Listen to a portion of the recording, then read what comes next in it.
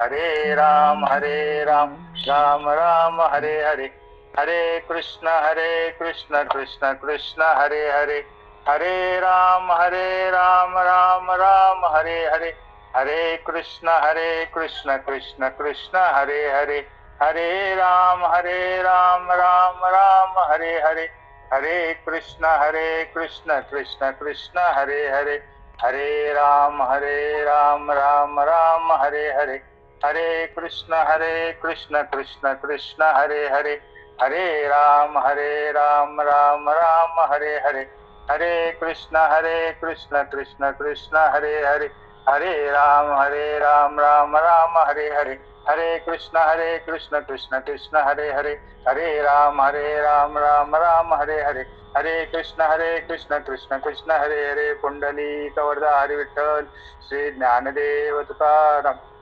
पंढरीनाथ भगवान की जय. माऊली ज्ञानेश्वर महाराज की जय. जगद्गुरु तुकाराम महाराज पवन सुत हनुमान की जय. स्वानंद निवासी सद्गुरु स्वामी गणेशनाथ, सद्गुरु स्वामी अरविंदनाथ महाराज. वासुदेव हरी वासुदेव हरी. जय जय रघुवीर समर्थ. नमो विशदबोध विदग्धा विद्या अरविंद प्रबोधा, पराप्रमय प्रमदा विलासिया, नमो संसार तम सूर्या अपरमित परमवीर्या, तरुण तरतुर्या लालन लीला, नमो जगद अखिल पालना मंगलमणि निधाना, सज्जनवन चंदनाराध्य लिंगा, नमो चतुर चित्त चकोर चंद्र आत्मानुभव नरेंद्र, स्मृती सार समुद्रा मन्मथा, नमो सुभाव भजन भांजना भवेत कुंभ भंजना, विश्वभुवना श्री गुरुराया, नमो सद्गुरु तुकया ज्ञान दीपा, नमो सद्गुरु सच्चिदानंद रूपा, नमो सद्गुरु भक्त कल्याण मूर्ती, नमो सद्गुरु भास्करा पूर्ण कीर्ती, मनुष्या कृते राघवे ख्याती केली, शिव्या शिखरे सागरी तारियेली, तुका स्वामी हा पूर्ण ब्रह्म प्रकाशी, जळी रक्षिले निर्जीवा कागदासी, महाराज हा जन्मला मृत्युलोकी, दुजे उपमा नाढळे लोकी, भव सिंधुसी बांधिला सेतु जेणे, अनाथा दिना काढणे तुकयाने, तुका भासला मानवी वेशधारी, परी हा लीला विग्रही निर्विकारी, त्वये श्री हरी व्यापको सर्व जीवा, तुका तोचितो हा परब्रह्म ठेवा, त्वया पूजिले आदरे पांडुरंगे, विमानस्थ केले प्रयाण प्रसंगे, तनु मानवी दिव्य रूपीच केली, न त्यागी तिये दिव्य लोकासी नेली. पुंडलिक वरदारी विठ्ठल श्री ज्ञानदेव तुकाराम पंढरीनाथ भगवान माऊली ज्ञानेश्वर महाराज, जगद्गुरु तुकाराम महाराज. जय जय रघुवीर समर्थ. गुरु ब्रह्मा गुरु विष्णू गुरुर्देव महेश्वरा, गुरु साक्षात परब्रह्म तस्मै श्री गुरुवे नमः. आजच्या प्रवचन रूपी सेवेसाठी आपण गाथेतला 165वा अभंग घेतोय. कारण गेल्या शुक्रवारी डोंगरे महाराजांनी 164 अभंगापर्यंत चिंतन केलं होतं. तर आता या गाथेच्या अभंगाला चिंतनाला सुरुवात करण्यापूर्वी तुम्ही आम्ही सगळे भाग्यवान आहोत. का तर हा पवित्र असा श्रावण मास आहे. या पवित्र श्रावण मासामध्ये आपल्याकडनं जो परमार्थ घडतोय, रोजचा परमार्थ घडतोय. असं सांगतायत की श्रावण मासामध्ये जेवढा परमार्थ तुम्ही कराल त्याचे डबल 3 पट तुम्हाला त्याचं पुण्य लाभते. कारण बाकी महिन्यामध्ये तुम्ही किती परमार्थ केला तर तेवढं पुण्य तुम्हाला तेवढं पुरतं मिळेल. पण श्रावण महिन्यामध्ये जे काही अधिक पुण्य आहे, तर ह्या महिन्यामध्ये जेवढं काही तुम्ही जे काय तप करता येईल, तुम्हाला व्रत करता येतील, किंवा तुम्ही काही चिंतन करता येईल तुम्हाला, किंवा कुठल्या तरी एका त्या ग्रंथाचं वाचन करता येईल, असं केलं तर तुम्हाला बहुतेक जास्तीत जास्त पुण्य या श्रावण महिन्यामध्ये आपल्याला मिळतं.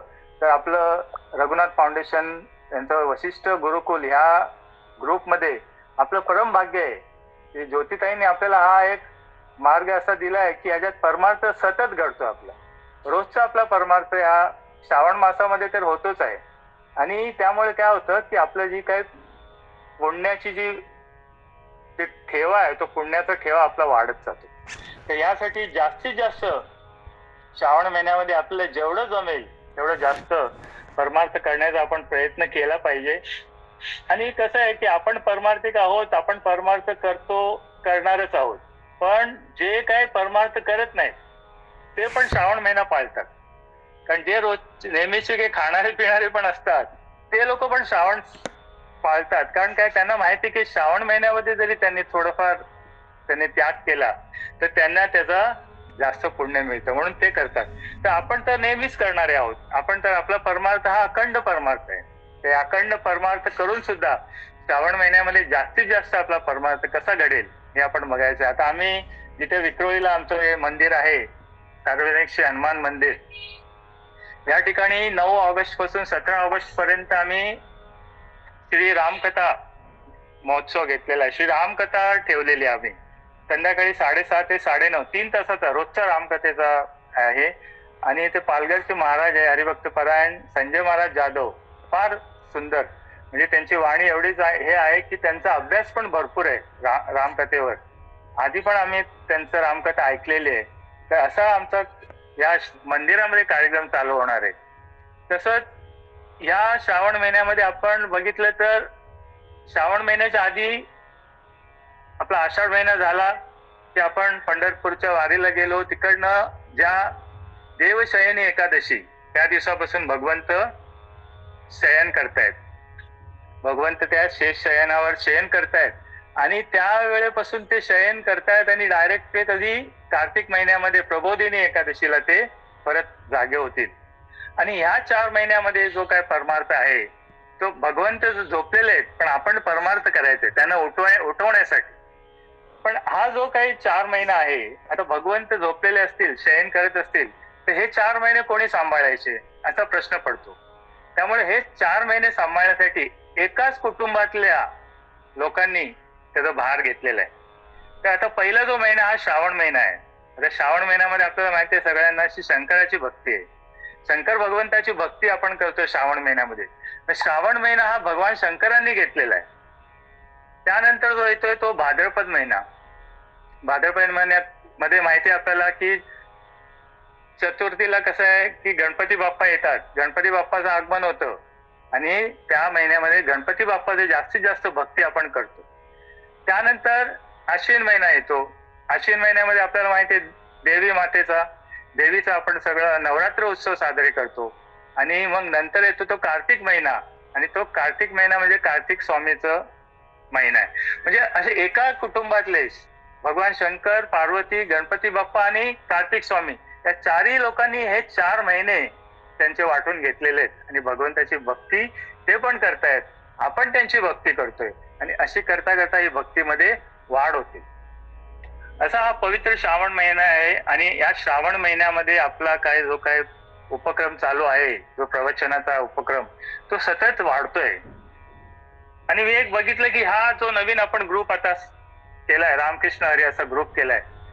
पहिले जो ग्रुप होता ज्याच्यात माणसं भरपूर होती पण उपस्थिती कमी असायची. पण आता या ग्रुपमध्ये अजून तरी जास्त जॉईन झाले नाहीयेत, पण कार्यक्रमाला जॉईन जास्त होत आहेत. हे फार चांगली गोष्ट आहे. तर हे म्हणजे ज्योतिताईंना असं वाटत होतं की लोक जॉईन करत नाहीत या कार्यक्रमाला, पण आता हळूहळू वाढत आहेत. आणि आज पण बघितलं तुम्ही तरी 20-1 लोक आहेत. काल मी बघितलं तर जवळजवळ 30-40 लोक होती जॉईन केलेली. तसं हळूहळू वाढ होणार, हळूहळू लोकांना कळेल परमार्थ म्हणजे काय आणि परमार्थात काय करायला पाहिजे. आणि सतत परमार्थ जो घडतो, सदा नाम घोष करू हरिकथा तेणे सदा चित्ता समाधान म्हटलं. सदा नाम घोष सांगितलं भगवंताने. तुकोबारायांनी काय सांगितलं, सदा नाम घोष. आणि सदा काय केलं तरच, कदा कदा करून उपयोग नाहीये, सदा करायला पाहिजे. तर ह्याप्रमाणे आता गाठेवरचं चिंतन आपण सुरू करतोय. तर आजचा 165वा अभंग आहे. तुकोबारे आपल्याला या अभंगामध्ये सांगतात अरे हे ध्येय व्यर्थ जावे, ऐसे जरी तुझं व्हावे, दूत कर्म मनोभावे, सारी पाठ खेळावा. मग कैचे हरीचे नाम, निधलिया जागा राम, जन्मोजन्मीचा दम, दुःख थोर साधिले. विषय सुखाचा लंपट, दासाग्रमणी अतिधीट, तया तेची वाट, अधोगती जावया. आणि एक कोड, नरका जावयाची चाड, तरी संत निंदा गोड, तरी कौतुक सदा. तुका म्हणे ऐसे, मना लावी राम पिसे, नाही तरी आलिया सायासे, फुकट जाशी ठकोनी. तुकोबारे आपल्याला या अभंगामध्ये सांगतात की जे परमार्थ करत नाहीत आणि विषया सुखामध्ये एवढे रमलेले आहेत, त्यांच्याविषयी तुकोबारायांनी इथे सांगितले की त्यांची शेवटची काय, त्यांचं काय होणार आहे, परिणाम काय होणार आहे. या पूर्ण अभंगामध्ये त्यांनी तेच सांगितलंय की विषयामध्ये जे रथ आहेत, विषयामध्ये लोळलेले आहेत, लोळतायत, आणि त्यांचं काय होणार आहे. या परमार्थ न करता विषयामध्ये विषयीचा पडी पाडू, गोड परमार्थ लागे कडू, कडू विषय तो गोडू या जीवेशी झाला. आपल्याला काय होतं, परमार्थ गोड आहे पण गोड परमार्थ आपल्याला गोड लागत नाही, आपल्याला विषय गोड लागतात. पण विषय गोड आहे का, विषय कडू आहेत, कारण ते शेवटी विष आहे. विषय म्हणजे विष, हे कडूच आहे. पण अमृतासारखं गोड नाम आहे, पण आपल्याला ते आवडत नाही. विषयाचा पडी पाडू, गोड परमार्थ लागे कडू, कडू विषय तो गोडू या जीवेशी झाला. या जीवाला काय झालंय की गोड विषय गोड वाटतायत आणि परमार्थ त्यांना कडू वाटत. तर परमार्थ हा गोड आहे, कारण परमार्थ कसं आहे की अमृताहुनी गोड नाम तुझे देवा. तुकोबारायांनी सांगितलं अमृताहुनी नाम तुझे देवा, म्हणजे अमृत गोड आहे आपल्याला माहिती आहे. अमृत आपण बघितलेलं नाही, स्वर्गामध्ये अमृत आहे, अमृत गोड आहे असं म्हणतात. पण तुकोबारायांनी संतांनी आपल्याला काय सांगितलंय की अमृताहुनी गोड नाम तुझे देव. आणि हे अमृताहुनी गोड असलेलं नाम आपण का घेत नाही असं तुकोबाराय म्हणतात. तर अमृताहून गोड असलेलं नाम घ्यायला पाहिजे, आणि ते नाम घेण्यासाठी तुकोबाराय सांगतात या अभंगामध्ये की अरे हे ध्येय व्यर्थ जावे, असे जरी तुझं व्हावे, द्रुतकर्म मनोभावे, सारी पाठ खेळावा. तुला वाटतंय ना तू या मनुष्य जन्मामध्ये आलायस, तर तुला वाटतंय की हा मनुष्य जन्म तुझा व्यर्थ जावा, तर तू काय कर की तू सारी पाठ खेळ, दूत खेळ. म्हणजे जे काही सोंगट्या खेळणं किंवा बाकी काही जे पत्ते खेळणं, हे सगळं ह्या खेळामध्ये तू गुंतून राहा, तर तुझं जीवन, तू देह जो मिळालेलं तुला कळलेलंच नाही आणि तुझं व्यर्थच जाणार आहे. मग कैचे हरीचे नाम, निझलिया जागा राम, जन्मोजन्मीचे अधम दुःख थोर साधिले. जो मूर्ख हरी स्वरूपी निजला आहे, त्याला नित्य जागृत रामाचा कसला लाभ होतो. तो अनेक जन्माचा अधम आहे, पुष्कळ दुःख त्याने साध्य करून घेतले.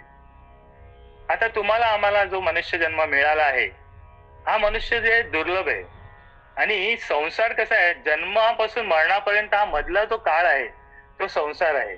आणि ह्या संसारामध्ये राहताना आपण हे कळायला पाहिजे, आपण ह्या जन्मामध्ये, ह्या नरदेहामध्ये आपण कशाला आलो, आणि या नरदेहामध्ये आल्यानंतर आपल्याला काय करायला पाहिजे. मी व माझे विसरले ज्याचे अंतकरण, तोची संन्यासी जाण निरंतर.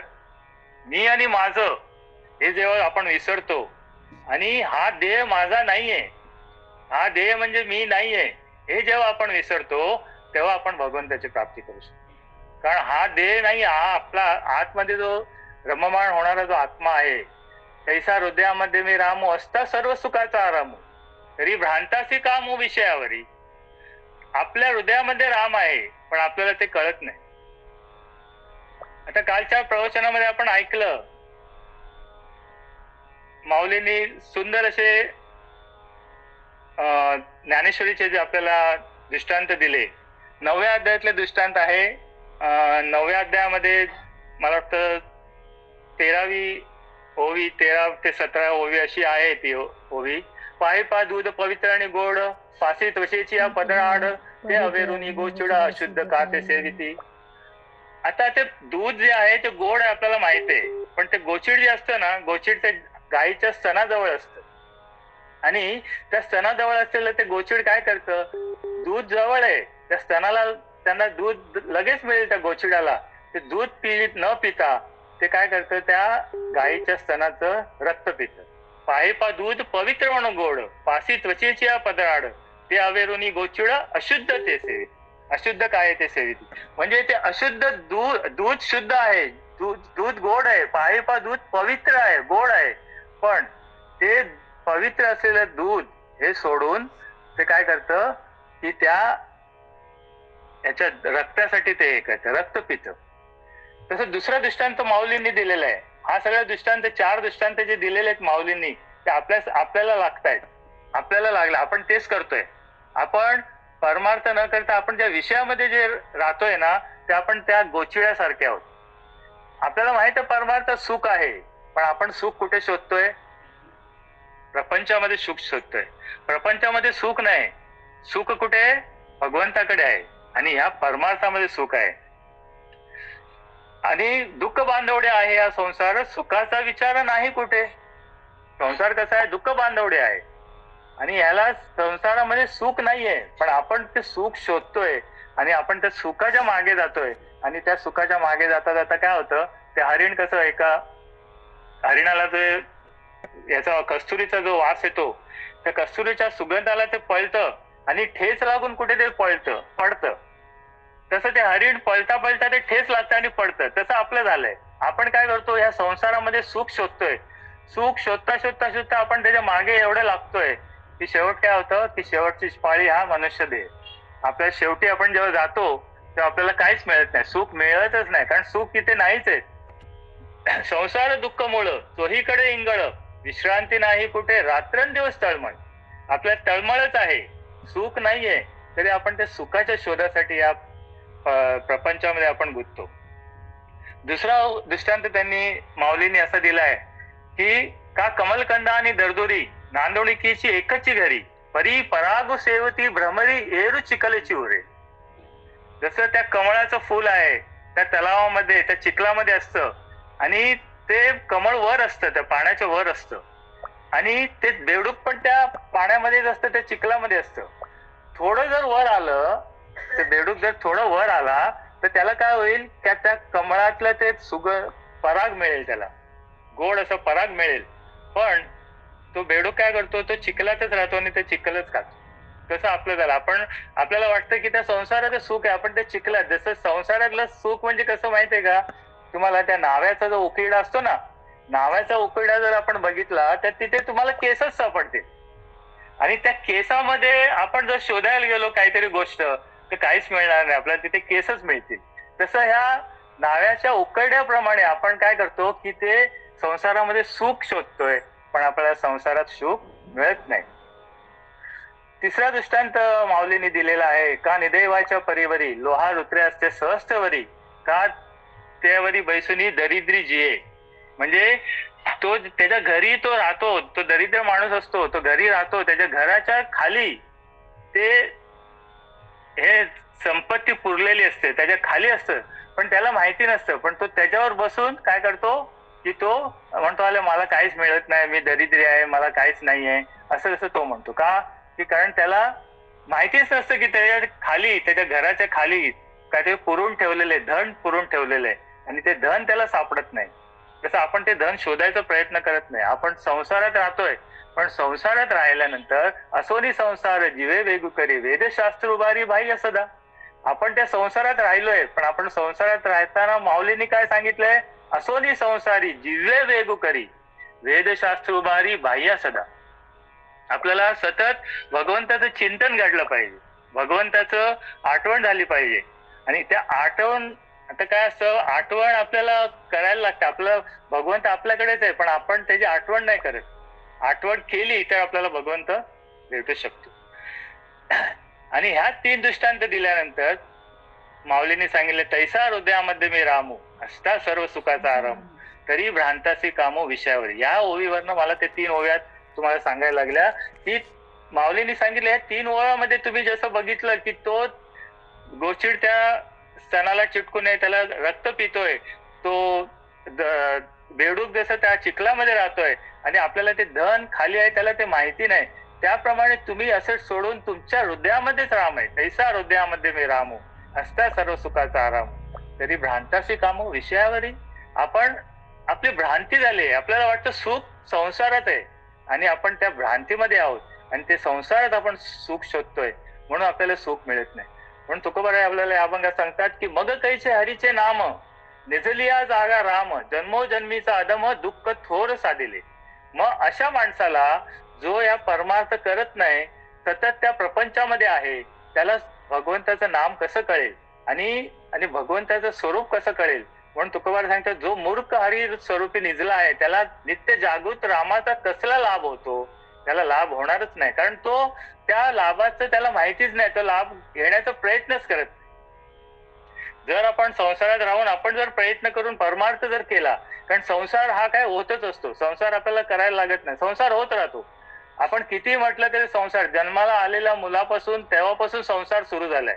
पण आपण काय करतोय की आपण म्हणतो की लग्न झाल्यानंतर एखाद्याचा संसार सुरू झालाय. तसं नाही, जन्माला आल्यापासूनच संसार आपला सुरू झालेला आहे. आणि हा संसार कसा सुरू झालाय आपल्याला, ते आपण पूर्वजन्मामध्ये जे काही पाप पुण्य केले असतील त्याच्याप्रमाणे आपला हा मनुष्य जन्म मिळेल. आणि जर आपल्याला इथे दुःख नको असेल, आपल्याला सुख पाहिजे असेल, तर आपल्याला काय करायला लागेल की ह्या जन्म मरणाच्या फेऱ्यातनच आपण बाहेर पडायला लागेल. आणि ह्याच या जन्म मरणाच्या फेऱ्यातनं जर बाहेर पडायचं असेल तर काय होईल, काय करायला लागेल, भगवंताचं नामस्मरण करायला लागेल आणि आपल्याला भगवंताची प्राप्ती करून घ्यायला लागेल. आणि भगवंताची प्राप्ती एकदा आपण झाली की परत आपण जन्माला येणारच नाही. पण आपण या जन्माला आलोय म्हटल्यानंतर आपल्याला दुःख हे असणारच, 100% आपल्याला दुःख आहे. पण त्या दुःखातनं बाहेर पडण्यासाठी काय आहे की भगवंताचं नाम आहे. हे भगवंताचं नाम आहे म्हणून हे सांगितलंय तुकोबारायांनी की जो मूर्ख हरिस्वरूपी निजला आहे त्याला नित्य जागृत रामाचा कसा लाभ होतो, तर आपण त्या जागृत रामाचा लाभ घ्यायला पाहिजे. तैसा हृदयामध्ये मी राम, आपल्या हृदयामध्ये राम आहे, त्या रामाची आपण ओळख करून घ्यायला पाहिजे. सद्गुरूंकडे जाऊन सद्गुरूंकडे बसलो की आपण ते आपल्याला सांगतात की तू ज्या आईच्या उदरामध्ये जे काही नामस्मरण करत होतास, आपण जन्माला यायच्या आधीपासून भगवंताचं नामस्मरण करतो, हे आपल्याला आठवत नाही, आपल्याला माहिती नाही, कारण आपण लहान असतो.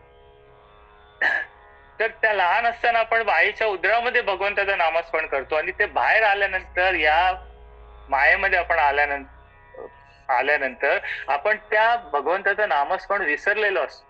आपण ते नामस्मरण विसरतो आणि सद्गुरू आपल्याला ते नाम दाखवून देतात, आपल्याला आठवून देतात, तेव्हा हे तू आईच्या उदरामध्ये नाम घेत होतास आणि इथे आल्यावर तू विसरलायस, आता ह्याच्या पुढे तू नामस्मरण कर. म्हणून ते नामस्मरण आपल्याला करायचंय.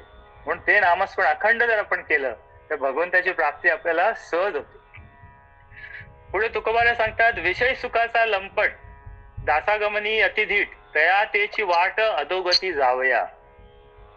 विषय सुखाविषयी अतिशय आसक्त व परस्त्री भोगण्याविषयी मोठा धीट असे आचरण हाच अधोगतीला जाण्याचा नीट मार्ग आहे.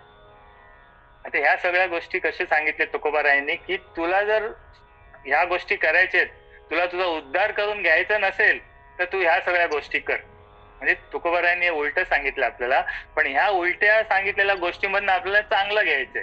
जे सरळ ज्या गोष्टी आहेत त्या आपल्याला घ्यायच्या आहेत, म्हणजे ह्या गोष्टी सगळ्या आपल्याला वर्ज्य करायच्या आहेत. म्हणजे ह्या गोष्टी आपण त्या गोष्टीच्या मागे न जाता जर आपण परमार्थ केला तर आपण भगवंताची प्राप्ती करून घेऊ शकतो, असं तुकोबारायांनी सरळ आपल्याला या अभंगात सांगितलंय की विषय सुखाविषयी अतिशय आसक्त व परस्त्री भोगण्याविषयी मोठा धीट असे आचरण हाच अधोगतीला जाण्याचा नीट मार्ग आहे. विषय सुख जर आपण घेत राहिलो आणि भगवंताची प्राप्ती करून घेतली नाही, भगवंताचं नामस्मरण जर केलं नाही, तर आपण काय करू की आपण अधोगतीला प्राप्त होऊ. अधोगती म्हणजे काय, नरकाला जाणार. आपल्याला हा जन्म कशाला मिळालाय की ह्या जन्मामध्ये हे जंक्शन स्टेशन आहे. या जन्मामध्ये आल्यानंतर आपण एक तर स्वर्गामध्ये जाऊ शकतो, भगवंताची प्राप्ती करून घेऊ शकतो, किंवा आपण नरकामध्ये जाऊ शकतो. जंक्शन स्टेशन म्हणजे काय, त्याला 2 लाईन आहेत. एक लाईन समजा आता इकडनं मुंबईहून गाडी निघाली तर एक लाईन जाते ती टिटवाळा कसारा लाईनला, एक जाते कर्जत, पुण्या कर्जतला जाते. तर असे 2 लाईनी जातात. तसं आपला हा 2 लाईन आहेत. एक आपलं चांगलं व्हायचं असेल तुम्हाला तर तुम्ही त्या लाईनीला जा, किंवा तुम्हाला काही चांगलं व्हायचं नसेल, तुम्हाला नरकात जायचं असेल तर ह्या गोष्टी सगळ्या करा असे तुकोबारा सांगतात. ह्या गोष्टी ज्या सांगितल्यात, विषय सुखाचा लंपट दासागमनी अतिधीट तया तेची वाट अधोगती जावया, ह्या सगळ्या मार्गाने जर तुम्ही गेला तर तुम्ही अधोगतीला जाणार, असे तुकोबारा आपल्याला सरळ सरळ सांगतात. पुढे तुकोबारा सांगतात आणिक एक कोड नरका जावयाची चाड तरी संत निंदा गोड करी कौतुके सदा.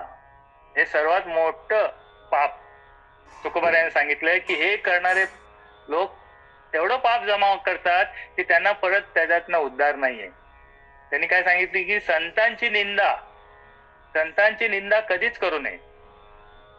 संतांची निंदा जर आपण केली तर काय होईल, आणि जर इच्छा असेल तर संतांची निंदा तू मोठ्या आवडीने सर्व काळ करीत जा असं म्हणतात तुकोबाराय. तुकोबाराय सांगतात की संत निंदा जर आपण केली, संतांनी आपल्याला काय दिलेलं आहे, संतांनी आपल्याला जो मार्ग आहे ना, आपल्याला देवापेक्षा मोठे संत आहेत. कारण देव आपल्याला दिसत नाही, देव आपल्याला कळत नाही, पण संत आहेत ते संत आपल्याला देवापर्यंत पोहोचवतात. आणि त्या संतांचा आपण त्यांची भक्ती केली पाहिजे, त्यांचं नामस्मरण केलं पाहिजे. तुका म्हणे पापे जाती संतांची या जपे म्हटलेलं आहे. जर आपली पापे जर असतील, भरपूर आपल्याकडे पाप असतील, तर ती पाप जाण्याचा एक मार्ग आहे. तुका म्हणे पापे जाती संतांची या जपे. संतांचं जप जर आपण केला, संतांचं नामस्मरण जर केलं, ते भगवंतापर्यंत पोचतं. कारण भगवंताला काय, भगवंताचं नामस्मरण केलेलं तेवढं नाही आवडणार, पण तुम्ही संतांचं नामस्मरण करा, संतांची भक्ती करा. तर संतांची भक्ती करता करता आपण देवापर्यंत जातो. कारण काय की संतांची भक्ती करता करता संत आपल्याला देवापर्यंत घेऊन जातो. संत हे काय वकील आहे, देव न्यायाधीश आहे आणि आपण आरोपी आहोत. देव न्यायाधीश आहे, त्या न्यायाधीशाच्या समोर जेव्हा आपली केस शेवटी उभी राहील तेव्हा काय होईल की संतच येतील आपल्याला वाचवायला. आपण जे आरोपी आहोत आपल्याला वाचवायला संत येतील, आणि संत त्या वकील रूपाने येतील आणि भगवंताला सांगतील की हा जो साधक आहे किंवा हा जो आहे मनुष्य, याने या जन्मामध्ये येऊन तुझ्या प्राप्तीसाठी भरपूर केलेलं आहे, परमार्थ केलेला आहे, नामस्मरण केलेलं आहे, आणि त्यामुळे ह्याला याच्यातनं पार कर. असं संत वकील म्हणून येतात. म्हणजे सद्गुरू म्हणजे एक आहे. सद्गुरू आपल्याला देवाच्या आणि आपल्यामध्ये जे मध्यस्थी आहेत ते सद्गुरू आहे, संत आहे. ते आपल्याला या भूतलावर आपण आहोत तर आपल्याला ह्या भवसागरातून तरण्यासाठी त्यांचीच आपल्याला मदत लागते. आणि त्या संतांची जर आपण घेतली मदत, तर तुकोबाराने सांगितलं पुण्यवंत व्हावे घेता सज्जनांची नावे. त्याच अभंगामध्ये दोन, म्हणजे शेवटी काय म्हणतात, तुका म्हणे पापे जाती संतांची जपे. सुरुवातीला काय म्हणतात, पुण्यवंत व्हावे घेता सज्जनांची नावे. जर तुम्हाला पुण्यवंत व्हायचं असेल तर तुम्हाला काय करायला लागेल, संतांची जपा. पुण्यवंत व्हावे घेता सज्जनांची नावे. सज्जनांचे नामस्मरण जर आपण केलं, संतांचे नामस्मरण केलं, तर आपण पुण्य जास्त कमवू शकतो आणि आपली पाप कमी होतील. परवा आपण हे पण ऐकलं की पुण्य म्हणजे पापात्मक पुण्य आणि पापात्मक पाप असे दोन प्रकार आहेत. आणि आपल्याला शुद्ध पुण्य कमवायचे, आणि शुद्ध पुण्य कमवायचं असेल तर काय, पापात्मक पाप आणि पुण्यात्मक पाप हे दोन्ही आपल्याला त्या ठिकाणी जाणार. एक नरकात जाणार, एक स्वर्गात जाणार. पण आपल्याला पुण्य जास्त भगवंतापर्यंत पोहोचायचं असेल तर आपल्याला शुद्ध पुण्य करायचंय. शुद्ध पुण्य कशाने, एकच नामामध्ये ऐशी जोडी करा राम कंठी धरा तेणे चुके फेरा गर्भवास. जर आपल्याला गर्भवास चुकवायचा असेल तर आपल्याला एकच जोडी करायला लागेल, राम कंठी धरा. भगवंताचं नामस्मरण स्वतः कंठात धरायला पाहिजे. आता राम कंठी धरा म्हणजे काय की गळ्यामध्ये काय, बघ त्या नामस्मरणाचं काय, ते गळ्यामध्ये आपल्याला काय लावायचं आहे का, असं जे आपण दागिने लावतो तसं नाही. कंठी, राम कंठी धरा म्हणजे काय, भगवंताचं नामस्मरण तुमच्या कंठात धरा. आपल्याला जे भगवंताचं नामस्मरण सांगितले, जे सद्गुरूने आपल्याला काय बोध केलेला आहे की अनुग्रह दिलेला आहे, त्या अनुग्रहामध्ये जे नामस्मरण सांगितलंय ते आपल्याला वाचेने घ्यायचं नाहीये, आपल्याला आतमध्ये त्याचं जप करायचं.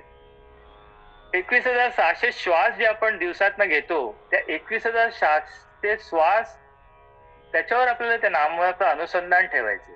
आणि ते अनुसंधान ठेवता ठेवता कामामध्ये काम, काही म्हणा राम राम, काम करता करता तुम्ही भगवंताचं नामस्मरण करू शकता. आणि हे नामस्मरण भगवंताचं करण्यासाठीच आपल्याला काय करायला लागेल, संतांच्या मागे जायला लागेल. संतांनी जे मार्ग दाखवले, मार्ग दावणी गेले आधी दयानिधी संत ते, तेणेची पंथे चालू जाता न पडे गुंता कोठे काही. जो मार्ग संतांनी दाखवला त्या मार्गाने जर गेलो आपण तर आपण नक्कीच भगवंतापर्यंत मुक्कामाला पोहोचू शकतो.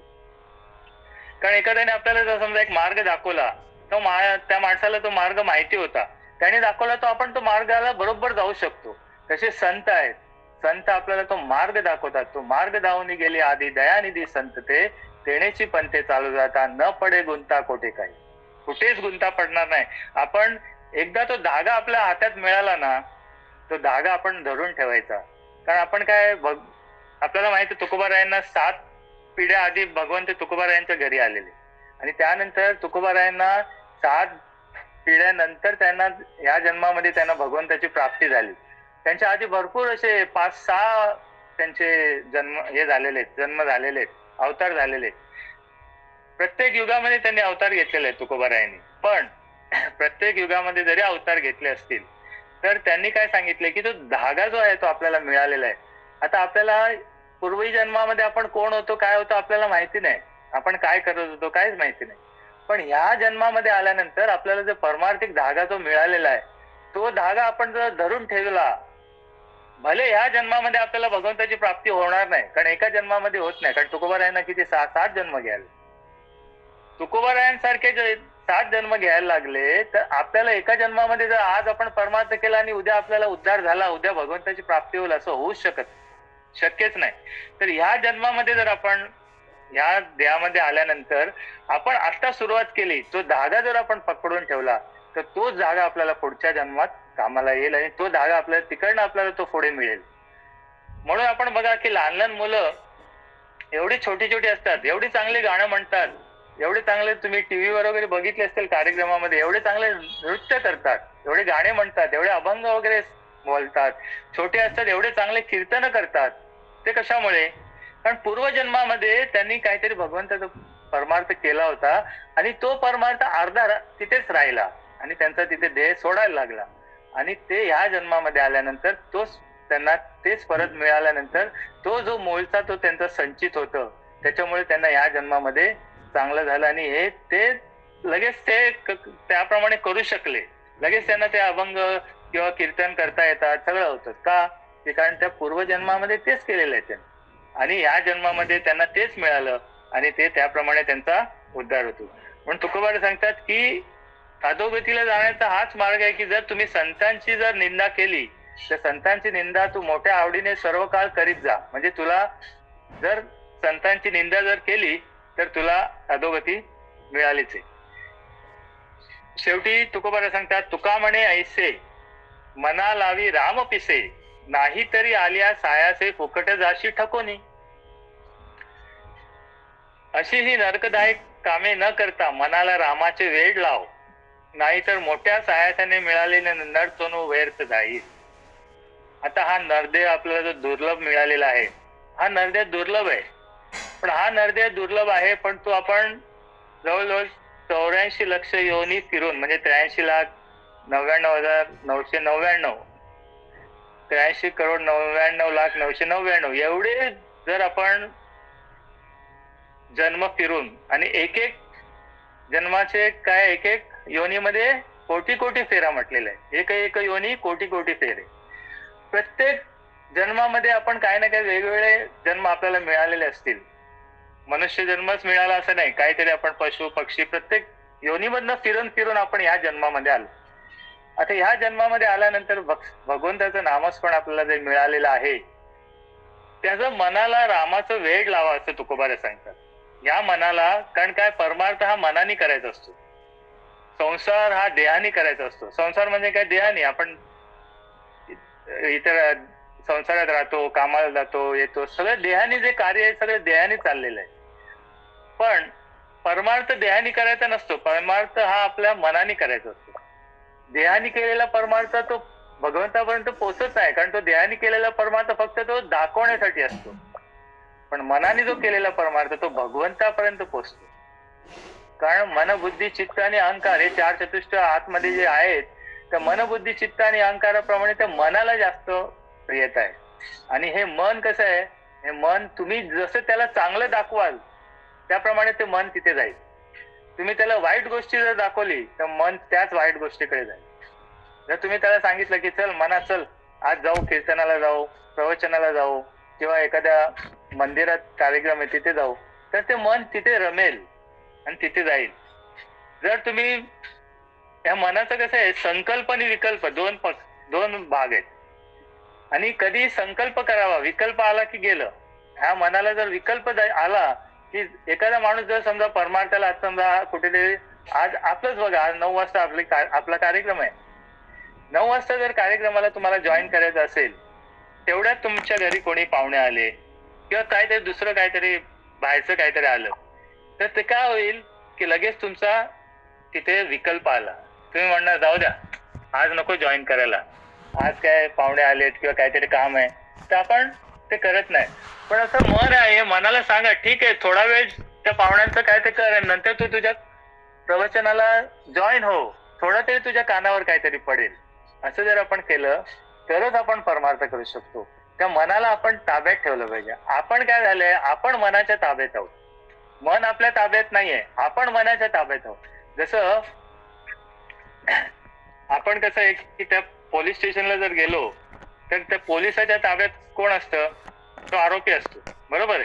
आणि त्याच पोलीस स्टेशन मध्ये जर एखादा मंत्री गेला तर मंत्रीचं काय असतं, त्या मंत्र्याच्या ताब्यात तो पोलीस असतो, बरोबर.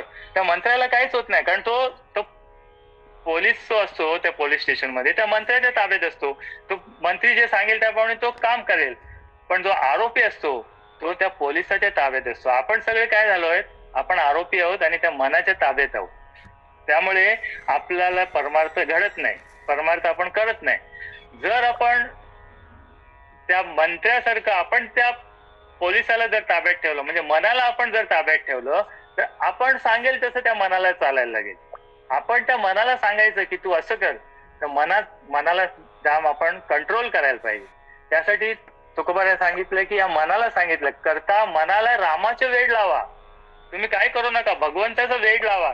तर भगवंताचं वेड लावलं की तुम्ही त्या भगवंताची प्राप्ती करून घेऊ शकता. वेड लावा, नाहीतर मोठ्या साहसाने मिळालेले नरतनू व्यर्थ जाईल. हा आपल्याला जो मनुष्य देह मिळालाय हा फार साहसाने मिळालेला आहे, तसं सहजासहजी मिळत नाही. आपल्याला माहिती आहे की त्या कावळ्याला पकडून आणायचं होतं, तो कावळा एका हातामध्ये कावळा होता, मग तो कावळा 2 कावळे धरायला गेला आणि तो पण कावळा सुटला, हा पण कावळा सुटला. ते आपल्याला सगळ्यांना दृष्टांत माहित आहे. दुसरा एक दृष्टांत, एका गावामध्ये एक शहर होतं, त्या शहराला भरपूर असं तिथे बिझनेस, म्हणजे लोक सगळे तिथे धंदा होता सगळं, आणि एक भिकारी होता आणि त्याला डोळे नव्हते, आंधळा होता. तो त्या राज्यामध्ये गेला. कोणीतरी सांगितलं त्या राज्यामध्ये जा आणि तुला तिथे भरपूर खायला मिळेल, कारण तू भीक मागतोय तर तुला भरपूर मिळेल. तो ऐकून त्या राज्यात गेला. त्या राज्याचं कसं होतं, आत जायला एक रस्ता आहे, बाहेर यायला पण तो एकच रस्ता होता, दुसरे रस्ते नव्हते. एक रस्ता आत जायला, तोच रस्ता बाहेर यायला. आता आंधळा आत गेल्यानंतर त्यांनी सगळ्या ठिकाणी भीक मागले, सगळ्या घरी किंवा सगळ्यांकडे भीक मागितल्यानंतर त्याला एवढं त्याच्याकडे ती पिशवी भरली की ती पिशवी भरल्यानंतर तो बोलला आता ठीक आहे, आता काय सगळं आपल्याला जमा झालेलं आहे, कितीतरी दिवस आपल्याला हे चालेल, तर चला आपण आता बाहेर पडू. आता बाहेर पडून म्हटलं तर आंधळा आहे तो, त्याला रस्ता कसं कळणार. तर ते एकाला विचारलं त्याने की मला आता इकडनं बाहेर जायचंय, या राज्यामधनं बाहेर पडायचंय, मला रस्ता दाखवा. तर त्या माणसाने विचार केला, आता रस्ता दाखवा म्हणजे याला असं दाखवून कळणार नाही, त्याला काहीतरी खूण दाखवायला लागेल, कारण आंधळा होता. तर त्याने काय केलं, त्याला सांगितलं ही भिंत आहे, या भिंतीला हात लाव आणि तू चालत राहा, जिथे ही भिंत संपेल तेव्हा तू तिकडनं बाहेर पड. म्हणजे भिंत संपली की तिथे दरवाजा येईल आणि तू बाहेर पड. आता काय झालं की तो आंधळा त्या भिंतीला हात लावता लावता लावता पुढे पुढे आला, आणि पुढे येताना ती भिंत जवळ आली, आणि भिंत जवळ आल्यानंतर त्याला काहीतरी खाज आली. त्याला काहीतरी खाज करत होता, खाजवत होता, आणि ते खाजवत काय झालं की तो त्या दरवाजा क्रॉस करून पुढे गेला. आता त्याला परत त्या दरवाजा कधी सापडेल मला सांगा तुम्ही. आता ते पूर्ण राज्य परत तो फिरेल. तसं आपलं झालेलं आहे. आपल्याला हा दरवाजा मिळालेला आहे, हा आपला जो मनुष्य देह मिळाला हा दरवाजा आहे आपल्याला इकडनं बाहेर पडण्यासाठी. आपण ह्या मनुष्य देहामध्ये आलोय, आणि ह्या मनुष्य देहामध्ये आल्यानंतर आपल्याला काहीतरी विषयाचे एवढे सगळे खाज आलेत की आपण त्या ह्याच्यामध्ये एवढे गुंतलोय की आपल्याला परत तो दरवाज्यातनं बाहेर पडण्याचं आपल्याला माहिती नाही. तसंच त्याने काय केलं, तो ऍक्च्युली ते दरवाजा आल्यानंतर त्याने ते खाजवत तिथेच थांबून खाजून मग ते बाहेर पडायला पाहिजे होतं. त्याने हात सोडला आणि खाजवत पुढे गेल्यामुळे तो दरवाजा सुटला. तसं आपलं पण झालेलं आहे. आपण ज्या मनुष्य देहामध्ये येऊन आपण नको त्या गोष्टी करतोय आणि भगवंताची प्राप्ती करून घेत नाही. म्हणून आपल्याला 84 लक्ष योनी फिरून जरी हा मनुष्य देह मिळालेला असेल तरी आपल्याला इकडनं बाहेर पडल्यानंतर परत 84 लक्ष योनी फिरण्याचं येऊ शकतं, कधी जर आपण भगवंताची प्राप्ती करून घेतली नाही या जन्मामध्ये. तेच तुकोबारा सांगतात की ही नरकदायक कामे न करता मनाला रामाचे वेड लाव, नाहीतर मोठ्या सायासाने मिळालेले नरतनू व्यर्थ जाईल. आता हा अभंग आपण आजचा बघितला 165वा अभंग. हा मोठा अभंग, पाच चरणाचा आणि चौकडीचा अभंग होता. त्यामुळे त्याच्यावर भरपूरच चिंतन होतं आणि ते चिंतन आपण आता केलेलं आहे या अभंगावर. त्याचा पुढचा अभंग आहे 166वा अभंग. अवघे ब्रह्मरूप रीता नाही ठाव, प्रतिमा तो देव कैसा नव्हे, नाही भाव तया सांगावे ते किती, आपलाले मती पाखंडिया, जया भावे संत बोलिले वचन, नाही अनुमोदन शाब्दिकासी, तुका म्हणे संती भाव केला बळी, न कळता खळी दुशीला देव. सर्व ब्रह्मरूप आहे. तुकोबारा सांगतात सर्व ब्रह्मरूप आहे. आपल्याला माहित आहे की प्रत्येक जळीस्थळी ब्रह्माच भगवंताचाच अंश आहे. जळीस्थळी पाताळी सगळ्या ठिकाणी ब्रह्म आहे आणि आपण सगळे त्या देवाचेच अंश आहोत. आणि अंश असल्यामुळे माऊलींनी आपल्याला ज्ञानेश्वरीमध्ये सांगितलेलं आहे, पर्वता बैसकाना संडावी, समुद्र एकाना ओलांडावी, पृथ्वी भूते व्हावी आज्ञा माझी. म्हणजे भगवंताची आज्ञा असल्याशिवाय एकही वस्तू इकडच्या तिकडे होत नाही. पर्वता बैसकाना संडावी, पर्वत खाली बसू शकत नाही. समुद्र रेखाना ओलांडावी, समुद्र जी आपली रेखा आहे ती ओलांडू शकत नाही. आता एखाद वेळेस ओलांडते म्हणजे जे काय त्यांनी आपण जे काय केलेलं असतं, आपण जी त्यांच्या समुद्राची जागा आपण हडप केलेली असते, म्हणून ती समुद्राची जागा रेखा ओलांडते म्हणजे ती समुद्र त्याच्या जागेवरच येतो. पण आपण ती जागा हडप केलेली असते. आपण ते बुजून आपण जे तिकडे बिल्डिंगा बांधल्या तर समुद्र तो बाहेर येणार आहे, त्याची जागा सोडणार नाही. समुद्र रेखाना ओलांडे, पृथ्वी भूते व्हावी, पृथ्वीवर सगळे भूतांचे राहण्याचे ठिकाण जे आहे पृथ्वीवर ते हे सगळे ही आज्ञा माझी म्हटलेलं आहे. भगवंताने सांगितलं ही माझी आज्ञा आहे, माझ्या आज्ञाशिवाय हे सगळं जे चालतंय ते माझ्या आज्ञामुळेच चालतं, त्याच्याशिवाय काहीच चालणार नाही. म्या बोलविल्या वेद बोले, म्या चालविल्या सूर्य आले, म्या हलविल्या प्राण आले, जो जगा ते चाळे. मी जे काय बोलले, म्या बोलविल्या वेद बोले, वेद जो काय बोलतो तो मी सांगितल्यावरच बोलतो. मी जे काय सांगतो तेवढंच तो बोलतो, त्याच्यापेक्षा जास्त बोलू शकत नाही. कारण वेदाला आज्ञा देणारा कोण आहे? भगवान परमात्माच आहे. म्या बोलविल्या वेद बोले, म्या चालविल्या सूर्य आले. आता सूर्य जसं सकाळी उदय होतो, संध्याकाळी अस्त होतो आणि हे सूर्याच्या हातात नसतं. सूर्याला चालवणारा भगवान परमात्मा आहे. तो त्या सूर्याला सांगतो तुझं आता सूर्योदयचा वेळ झालेली आहे, जा आता तुझं अस्त झालेलं, आता तू परत खाली ये. तसं त्या भगवंतानी जे सांगितलं तरच तो सूर्य काम करू शकतो. म्या बोलविल्या वेद बोले, म्या चालविल्या सूर्य आले, म्या हलविल्या प्राणो आले. आपल्या आतमध्ये जो प्राण आहे, भगवंत रूपी प्राण जो आपल्यामध्ये आहे आतमध्ये, तो आत बाहेर जी हवा आत बाहेर जाते ते कशामुळे? भगवंतच आहे. भगवंतच ते चालवत आहे आत बसून. बानरा आत बघ जरा म्हटलेलं आहे की आपल्या आतमध्ये बघा. आपल्याला काय सगळे जे आपले जे इंद्रिय आहेत ते बाहेरच्या बाजूला आहेत. डोळे बाहेर आहेत, नाक बाहेर आहे, कान बाहेर आहेत, हात पाय सगळे आपले सगळे बाहेर आहेत. इंद्रिय, पंच ज्ञानेंद्रिय, कर्मेंद्रिय सगळे आपल्या बाहेरच्या बाजूला आहेत. आणि हे इंद्रिय बाहेर असल्यामुळे आपले सगळं लक्ष बाहेर आहे. पण संतांनी काय सांगितले की तू आत बघ जरा, बा नरा आत बघ जरा. तू जे बाहेर बघतोयस ना ते बाहेर बघण्याचं काहीच नाही, ते सगळं. कारण बाहेर जे काय प्रदर्शन आहे आणि आतमध्ये जे काय ते दर्शन आहे. आपल्या आतमध्ये जे भगवंताचं दर्शन आहे, दर्शन आतमध्ये आहे आणि बाहेर जे आपण बघतो ते प्रदर्शन आहे. कारण प्रदर्शन म्हणजे काय? हे नाशिवंत आहे, हे सगळं टिकणारं नाही. आपल्या डोळ्याला जे काय दिसतं ते सगळं नाशिवंत आहे. ते आज ना उद्या एक दिवस जाणारच आहे, ते टिकणारं नाहीये. पण शाश्वत जे सुख आहे ते आपल्या आतमध्ये आहे आणि ते आतमध्ये सुख शोधण्यासाठी तुकोबारा सांगतात सर्व ब्रह्मरूप आहे. जर ब्रह्मापासून कुठे ठावच नाही तर पाषाणाची केलेली प्रतिमा देव का होणार नाही? आता आपण बघतो की पाषाणाची मूर्ती आहे, भगवंताची मूर्ती एका मंदिरामध्ये आहे. तो देव आपण मानतो, पण काही नास्तिक आहेत ते देवाला मानत नाहीत आणि त्या मूर्तीमध्ये देव नाही असं म्हणतात. म्हणून तुकोबारायांना इथे सांगायला लागले की सगळंच ब्रह्मरूप आहे, सगळं भगवंताच आहे, त्यानेच निर्माण केलेलं आहे, सगळं त्याचंच आहे, त्याच्या सत्तेनेच सगळं चालतंय. चाले हे शरीर कोणाचे असत्य, कोण बोलवित हरिविण, ते कवी ऐकवी एक नारायण, तयाचे भजन चुकून. सगळं त्याच्यामुळे होतंय. तर मग हे केलेलं तुम्ही जे म्हणताय की त्या देवळामध्ये जी मूर्ती आहे ती दगडाची मूर्ती आहे, नाही, त्याच्यामध्ये पण देव आहे. कारण त्याच्यामध्ये पण आपण प्राणप्रतिष्ठा केलेली आहे आणि आपण त्याची पूजा करता करता करता काय होतं की त्याच्यामध्ये देवपणा येतो.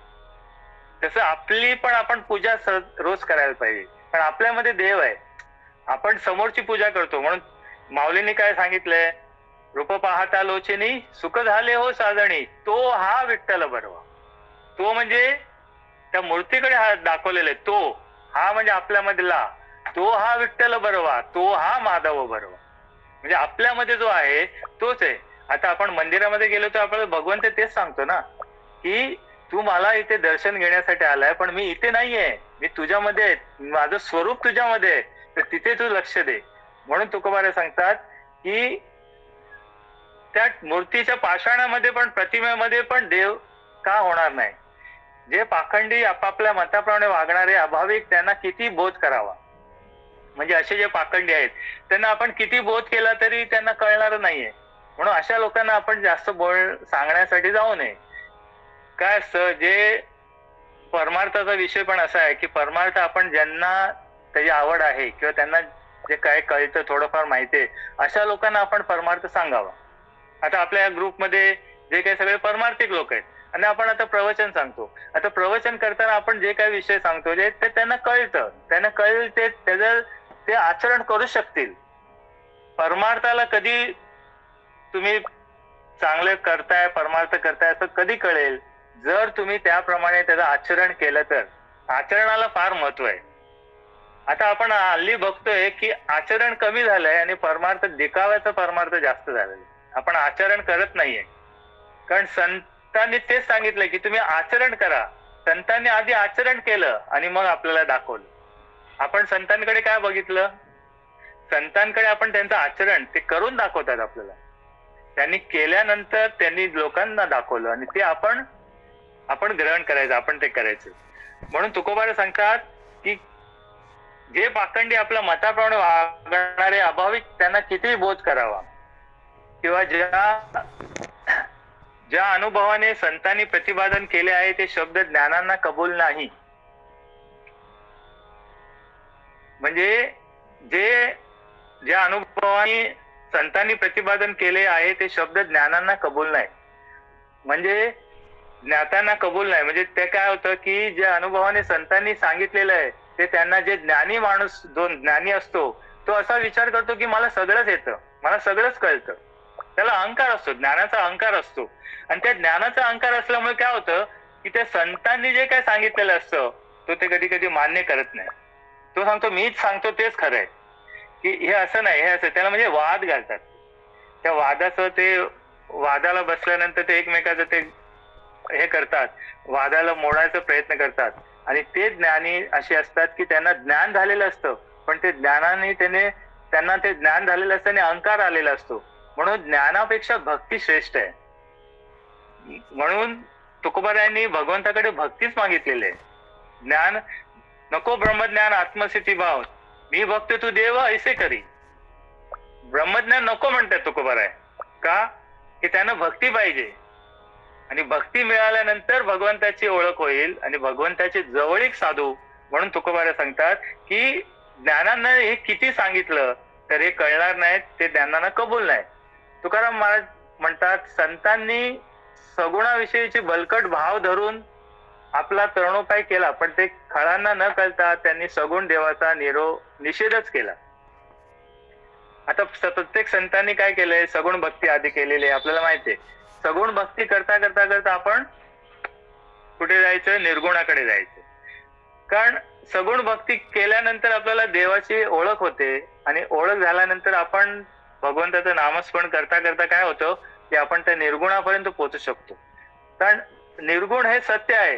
कारण निर्गुण आपल्याला दिसत नाही, निर्गुणाला काहीच हे नाहीये, त्याला हात नाही, पाय नाही, काही नाही. पण सगुण मूर्तीमध्ये कसं आहे, त्या भगवंताला हात आहे, पाय आहेत, त्याचं आपण बघू शकतो, आपण त्याचं दर्शन घेऊ शकतो.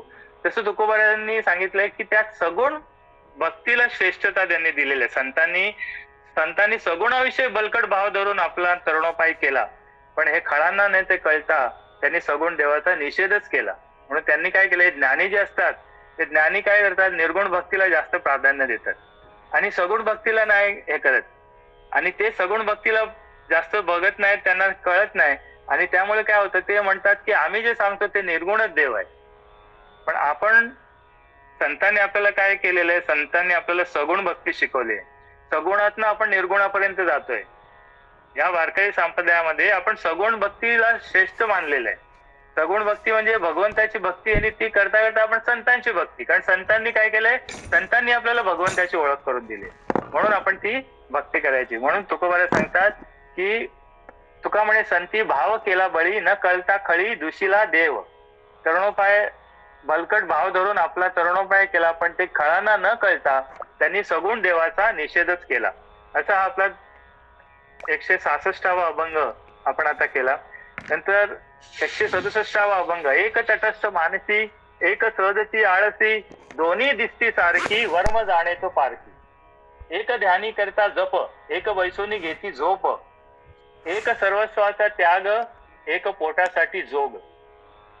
एका भक्ती पोटासाठी एका देवासवे गाठी, वर्म पोटी एका फळे दोन म्हणे तुका. आता या अभंगामध्ये तुकोबार आपल्याला जे ढोंगी साधू असतात किंवा ढोंगी भक्ती करणारे असतात त्यांच्याविषयी आपल्याला या अभंगामध्ये थोडं सांगतायत. आणि शेवटचे आता 5-10 मिनिटं राहिले ते आपण थोडक्यात या अभंगावर चिंतन करणार आहोत. एक आसनावर बसून हरीचे ध्यान करीत असता तटस्थ झाला, दुसरा शेजारीत अंगात अति आळस असल्यामुळे पहिल्यासारखा तटस्थ बसला आहे. आता आपण बघतो की एखादा मनुष्य मंदिरामध्ये बसलाय आणि एकदम डोळे मिटून प्रवचनाला बसले, डोळे मिटून ताट बसलाय. दुसरा एक मनुष्य असतो तो पण बसलाय डोळे मिटून, पण त्यांच्या दोघांमध्ये फरक काय आहे की एक जो पहिला जो आहे तो साधक तो बसून भगवंताचं ध्यान करतोय, म्हणजे आतून त्याचं नामस्मरण चालू आहे, मंदिरामध्ये बसलाय, ध्यान लावलेलं आहे, आतमध्ये ध्यान करतोय आणि त्याचं भक्ती चालू आहे. पण दुसरा जो माणूस आहे तो अगदी डोळे बंद करून तो अगदी झोपतोय. म्हणजे कीर्तनामध्ये कसं, कीर्तनामध्ये प्रवचनामध्ये झोप जास्त येते, कारण निद्रेला जास्त करून एक स्थान दिलेलं आहे की तू प्रवचन आणि कीर्तनामध्ये जा, तिथे त्यांच्या जाऊन त्यांच्या डोक्यावर बस, म्हणजे तो जाऊन तो बसलेला मनुष्य झोपतो, म्हणून झोप लागते. जास्तीत चांगली झोप जरी आपल्याला एखाद्याला झोप लागत नसेल रात्रीची तर आपण प्रवचन आणि कीर्तनाला जाऊन बसावं, म्हणजे चांगली झोप लागणार. म्हणजे गोळ्या घ्यायची गरज नाही. काही लोकांना गोळ्या घेऊन झोप लागत नाही, पण आपण असे भाग्यवान आहोत जे लोक जे कीर्तनात झोपतात ते भाग्यवान आहेत, कारण कीर्तनात येऊन पण झोप लागते चांगली. तसं इथे तुकोबाराय सांगतात की तो झोपला आहे आणि तो झोपलेला असल्यामुळे दोघांमध्ये फरक काय आहे, दोघं तटस्थ आहेत, शांत बसलेले आहेत आणि डोळे बंद आहेत, पण एक झोपलेला आहे आणि एक ध्यान करतोय. म्हणजे हे कोणाला कळतं, जे वर्म कोणाला माहिती आहे त्यांनाच कळतं. हे पाहण्यात दोन्ही सारखेच दिसत असतील तरी परीक्षा करणारा खरा मर्मज्ञ एक आळसाने काही करावेस नको म्हणून निशेष्ट बसला आणि दुसरा हरीची मूर्ती ध्यानात आणून निशेष्ट झालाय असे जाणे. बरोबर, त्याला तो मर्म ज्याला कळेल त्यालाच कळेल की बाबा हा झोपलेला आहे आणि हा ध्यानाला बसलेला आहे. म्हणजे आपण असं म्हणू शकत नाही. आता आमचे विक्रोळीला एक महाराज होऊन गेले, संत होते, संत पदाला गेले कन्नमोर नगरला. ते कधी प्रवचनाला आणि कीर्तनाला बसले तर एकदम ते एकदा एका कीर्तनकाराने त्यांना, अरे महाराज तुम्ही काढताय का, तेव्हा त्यांनी असं बघितलं, त्यांना काय बोलले नाही, पण नंतर त्यांनी कीर्तन झाल्यावर त्यांना सांगितलं की मी झोपत नाही, माझे ध्यान लावलेलं होतं, मी ध्यानाला बसलो होतो. म्हणजे असं काही लोकांना कळत नाही, तो माणूस बसलेला आहे, डोळे बंद आहेत, तो झोपलाय का ध्यान लावलेलं आहे हे कळत नाही. पण आपल्याला तेच करायचं, आपण भगवंताचं भक्ती करताना ध्यान लावायला पाहिजे आणि ते नामस्मरण आपण सतत आपल्या आतमध्ये जे काही श्वास चालू आहे त्या श्वासाला आपण त्या नामस्मरणाचं ते अनुसंधान दिलं तर आपल्याला भगवंताची प्राप्ती होऊ शकते. एक आसनावर बसून कुशाल झोप घेतात आणि दुसरे डोळे मिटून ध्यानामध्ये हरीचे जप करतात असं तुकोबाराय सरळ सांगतात की तो झोप घेतोय आणि दुसरा ध्यान करतोय. की ती एक हरी सुखरूप आहे आणि सत्य आहे, याहून इतर खोटे आणि दुःखरूप आहे असं समजून हरीच्या लाभाकरता सर्वांचा त्याग करून जोगी होतात. आता ह्याच ठिकाणी जे जोगी असतात ना, जे साधू असतात, त्यांच्याविषयी तुकोबारा सांगतात की एक भगवंताचं हरीचं रूप आहे, हरीची भक्ती करायला पाहिजे असं समजून त्याची भक्ती करतात, काही गोष्टीचा त्याग करतात आणि साधू बनतात किंवा संन्यासी बनतात आणि ते भगवंताची भक्ती करतात. पण दुसरे असे असतात की ते कित्येक आपले खुशालीने पोट भरावे, पुष्कळ लोकांनी आपल्याला नादी लागावे, आपले साधू मानावे म्हणून सर्वस्वाचा त्याग करून जोगी बनतात. दोन प्रकार सांगितले. दोन्ही साधू आहेत, पण एक साधू कसा आहे की तो भगवंताची भक्ती करता करता, भगवंताचं नामस्मरण करता करता सगळं त्याग करतो, भगवंताचे नामस्मरण करतो.